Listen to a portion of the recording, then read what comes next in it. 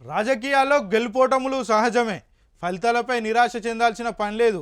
మాజీ మంత్రి హరీష్ రావు. రాజకీయాల్లో గెలుపోటములు సహజమని, ఎంపీ ఎన్నికల ఫలితాల్లో నిరాశ చెందాల్సిన పని లేదని బీఆర్ఎస్ పార్టీ శ్రేణులకు మాజీ మంత్రి సిద్దిపేట ఎమ్మెల్యే హరీష్ రావు సూచించారు. పార్లమెంట్ ఎన్నికల ఫలితాలు వెలువడిన నేపథ్యంలో మంగళవారం ఆయన ఎక్స్ వేదిక స్పందించారు. 24 ఏళ్ల చరిత్రలో బీఆర్ఎస్ పార్టీ ఎన్నో ఒడిదొడుకులను చూసిందని, మరెన్నో ఆటుపోట్లను ఎదుర్కొని నిలబడుతుందని పేర్కొన్నారు. లక్షల మంది కార్యకర్తల ఆశీస్సులు, అభిమానంతో తెలంగాణ ప్రయోజనాల కోసం ప్రధాన ప్రతిపక్ష హోదాలో నిరంతరం శ్రమిస్తామని చెప్పారు. కాంగ్రెస్ బీజేపీ ఎన్నికల హామీలు అమలు చేసేలా నిలదీస్తామని హామీ ఇచ్చారు. ప్రజల తీర్పును గౌరవిస్తూ తాము సంస్కరించుకుంటూ భవిష్యత్తుపై సరికొత్త ఆశయాలతో ముందుకెళ్తామని స్పష్టం చేశారు.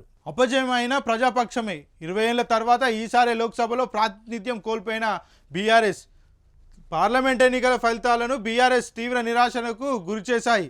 ఆ పార్టీ ఒక్క ఎంపీ సీటును కూడా గెలుచుకోలేకపోయింది. అయితే పార్లమెంట్ ఎన్నికల ఫలితాలు తమను నిరాశకు గురిచేసిన ఎట్టి పరిస్థితుల్లో కింగుపోమని బీఆర్ఎస్ వర్కింగ్ ప్రెసిడెంట్ కేటీఆర్ తెలిపారు.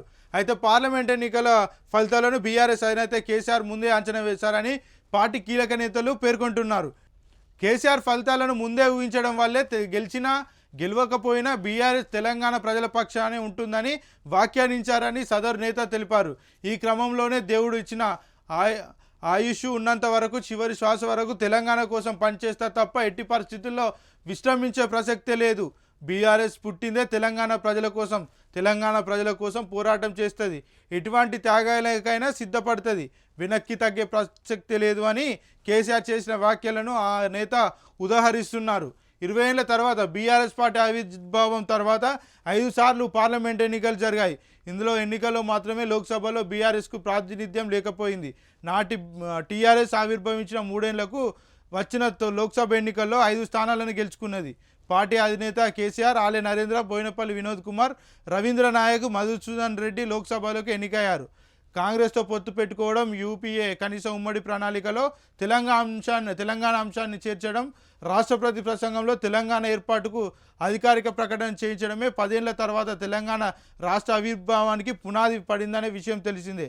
ఈ తర్వాత 2009లో జరిగిన ఎన్నికల్లో 2 ఎంపీలుగా గెలిచిన తెలంగాణ ఆవిర్భవించింది. రాష్ట్ర ఏర్పాటుకు రాష్ట్రపతి ముద్ద పడ్డాక 2014లో జరిగిన ఎన్నికల్లో బీఆర్ఎస్ 11 స్థానాల్లో విజయం సాధించింది. 2019లో 9 సీట్లు సాధించి ఇప్పుడు మాత్రం 1 సీటును కూడా సాధించకపోవడం గమనార్హం.